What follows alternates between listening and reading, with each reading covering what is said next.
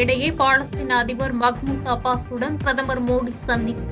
பாலஸ்தீன மக்களுக்கு இந்தியா தொடர்ந்து ஆதரவை நல்கும் என பிரதமர் உறுதி. ஜம்மு காஷ்மீர் விரைவில் மாநில அந்தஸ்தை பெற பாடுபடுவேன். ஜம்மு காஷ்மீர் ஸ்ரீநகரில் நடைபெற்ற பொதுக்கூட்டத்தில் ராகுல் காந்தி உறுதி.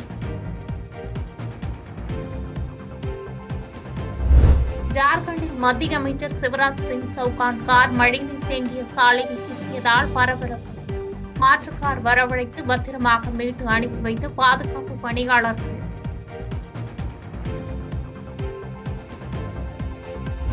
பீகாரில் தொடர் மழையால் நிரம்பி ஓடும் கங்கை ஆறு. அருகில் உள்ள டியாரா பகுதியில் வெள்ள நீர் சூழ்ந்ததால் மக்கள் அவதி. மகாராஷ்டிரா மாநிலம் அமராவதியில் பாலத்திலிருந்து பேருந்து கவிழ்ந்த விபத்தில் 4 பேர் உயிரிழப்பு, 30க்கும் மேற்பட்டோர் காயம். மலைப்பகுதியில் நிலப்பரப்பில் பயணித்த போது ஓட்டுநரின் கட்டுப்பாட்டை இழந்ததால் தனியார் பேருந்து கவிழ்ந்ததாக தகவல்.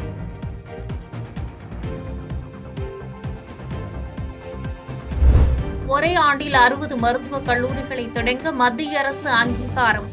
நாடு முழுவதும் உள்ள மருத்துவக் கல்லூரிகளின் எண்ணிக்கை 766ஆக உயர்ந்தது.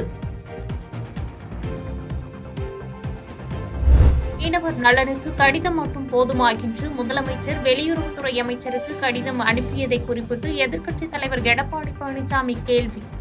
நடுக்கடலில் எழுதாத பேனாஸ்தலை வைக்க ஆர்வம் காட்டும் திமுக மீனவர்கள் கைது விவகாரத்தில் உறுதியான நடவடிக்கை எடுப்பதில்லை என்றும் குற்றச்சாட்டு.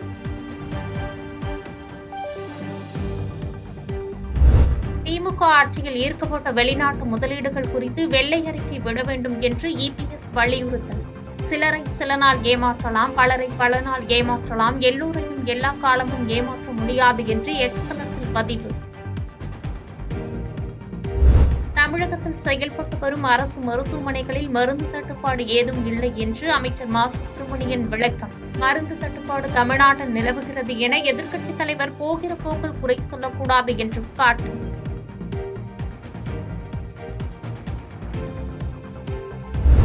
மசோதாக்களை காரணமின்றி ஆளுநர் நிறுத்தி வைப்பதாக சபாநாயகர் அப்பாவு கண்டனம்.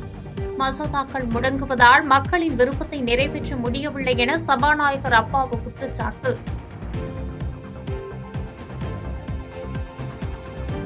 பாதகம் செய்பவரை கண்டால் நாம் பயங்கொள்ளலாகாது பாப்பா. மோதி மிதித்து விடு பாப்பா, அவர் முகத்தில் உமிழ்ந்து விடு பாப்பா. அண்மை செய்திகளை உடனுக்குடன் தெரிந்து கொள்ள இணைந்திருங்கள் இயம்நாடு தொலைக்காட்சியுடன்.